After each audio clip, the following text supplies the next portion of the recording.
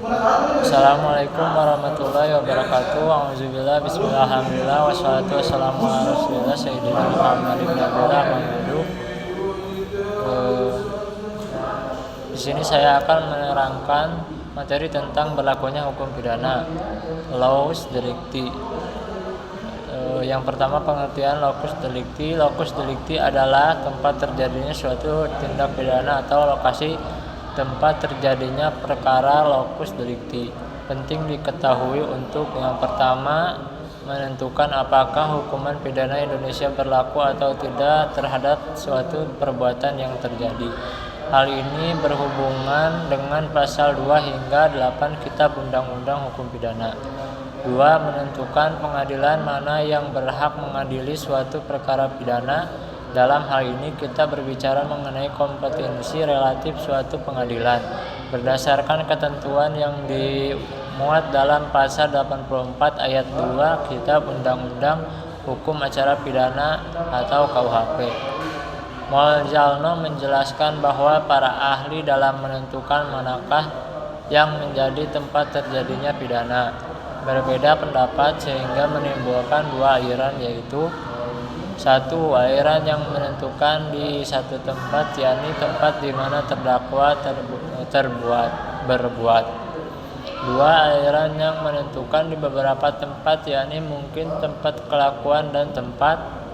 Berdasarkan aliran yang pertama, terdapat dua teori, yakni teori tentang tempat di mana tindakan atau kelakuan terjadi, lir delika melik, dan teon instrumen atau lir pen instrumen.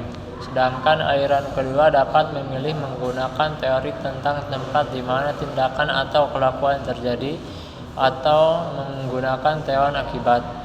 Dan yang kedua, tempus delicti. Satu, pengertian tempus delicti. Tempus delicti merupakan waktu terjadinya perbuatan dele atau tindak pidana. Tempus delicti penting untuk menentukan waktu atau kapan terjadinya suatu tindak pidana dan juga untuk menentukan apakah suatu undang-undang pidana dapat diberlakukan untuk mengadili tindak pidana yang terjadi tersebut.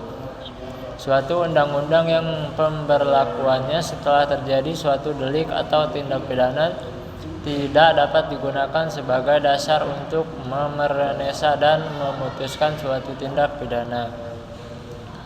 2. Teon untuk menentukan tempus delicti.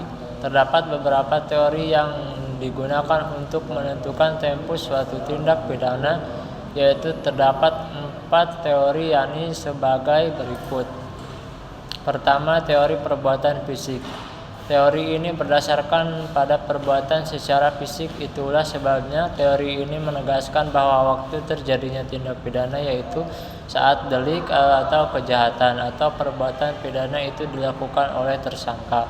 Kedua, teori bekerjanya alat yang digunakan. Teori yang didasarkan kepada berfungsinya suatu alat yang digunakan dalam perbuatan pidana.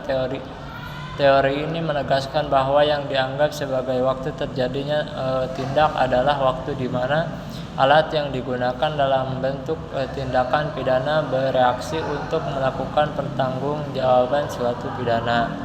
Ketiga, teori akbar. Teori ini didasarkan kepada akbar dari suatu tindak pidana. Keempat, teori waktu yang jamak. Teori ini merupakan gabungan sari teori perbuatan fisik dan teori akibat. Itu saja yang dapat saya sampaikan. Apabila ada kekurangan, mohon dimaafkan. Wallahul muwaffiq ila aqwamit thoriq. Wassalamualaikum warahmatullahi wabarakatuh.